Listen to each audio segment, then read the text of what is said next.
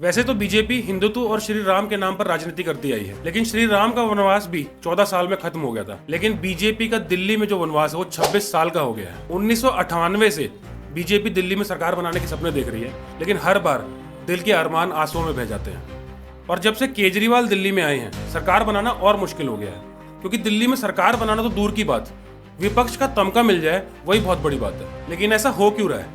क्या केजरीवाल दिल्ली में larger than life हो गए हैं? क्या केजरीवाल को हराना नामुमकिन है? और पिछले 2-3 असेंबली इलेक्शन से बीजेपी अरविंद केजरीवाल के सामने घुटनों पर क्यों आ गई? इसका सीधा सा जवाब है सीएम कैंडिडेट। वैसे तो बीजेपी हर स्टेट इलेक्शंस में पीएम मोदी के नाम पर ही इलेक्शन लड़ती है और जीतती भी है, लेकिन दिल्ली में आके ये फॉर्मूला काम नहीं करता। सीएम केजरीवाल या यूं कहे एक्स सीएम केजरीवाल दिल्ली में इतने पॉपुलर हो गए हैं कि बीजेपी के पास उनकी टक्कर का दूसरा कोई नेता है ही नहीं दिल्ली में। 2015 के स्टेट असेंबली इलेक्शंस में बीजेपी किरण बेदी को लेकर तो आई थी, लेकिन उनको लाने में बीजेपी ने बहुत लेट कर दी, जिससे किरण बेदी को स्टेट असेंबली इलेक्शंस में प्रचार करने का मौका ही नहीं मिला। रिजल्ट ये निकला कि बीजेपी वो इलेक्शन हार गई। फिर 2020 के इलेक्शंस में जो स्टेट असेंबली इलेक्शन हुआ था, वो बीजेपी ने पीएम मोदी के नाम पर लड़ा।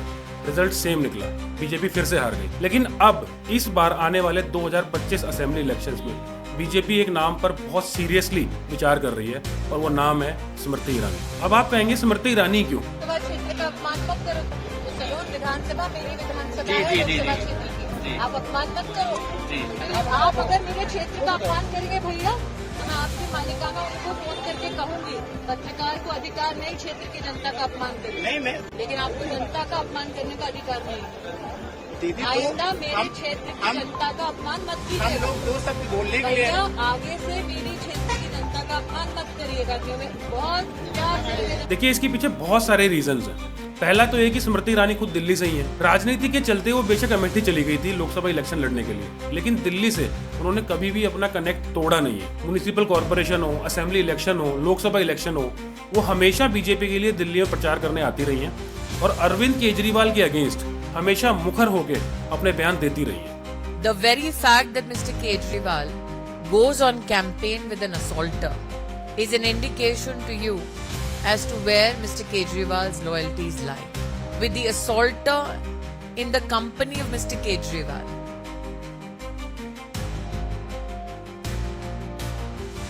दूसरा ये कि वो एक महिला है और महिलाओं के बीच काफी पॉपुलर भी है। बेशक उन्होंने अपना एक्टिंग करियर जो है सालों पहले छोड़ दिया था, लेकिन आज भी बहुत सारी महिलाएं ऐसी हैं जो उनको तुलसी के नाम से ही जानती हैं। रियल लाइफ में भी वो एक बेटी, एक माँ और एक पत्नी का किरदार निभाती हैं, जो महिलाओं में उन्हें और ज्यादा कनेक्ट करता है। और तीसरा ये कि वो हाई कमान की भी बहुत भरोसेमंद है। जब भी बीजेपी को उनकी जरूरत पड़ी है, उन्होंने एक संकट मोचक का रोल प्ले किया। फिर चाहे 2009 में कांग्रेस के बड़े नेता कपिल सिब्बल के अगेंस्ट चुनाव लड़ना हो, 2014 और 2019 में राहुल गांधी के खिलाफ चुनाव लड़ना हो, पार्लियामेंट में राहुल और सोनिया गांधी के अगेंस्ट मुखर होकर बोलना हो, हर जगह उन्होंने अपने रोल को बड़े पैशन के साथ निभाया। और अब जब 2024 का लोकसभा इलेक्शन वो हार गई है, तो बीजेपी के अंदर भी उनके पास कोई बड़ी जिम्मेदारी नहीं है।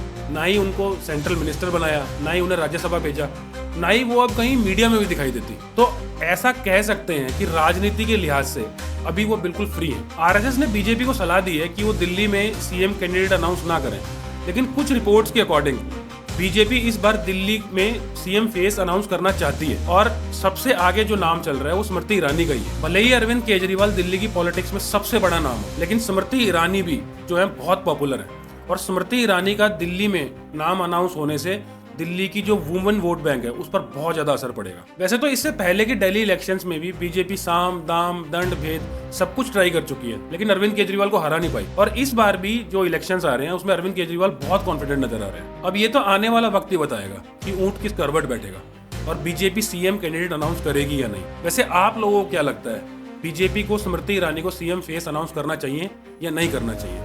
अपने व्यूज़ मुझे कमेंट बॉक्स में बताएं। वीडियो अगर आपको पसंद आया हो तो इसे लाइक करें और शेयर करें, और ऐसी ही वीडियोस के लिए मेरे चैनल को सब्सक्राइब करें।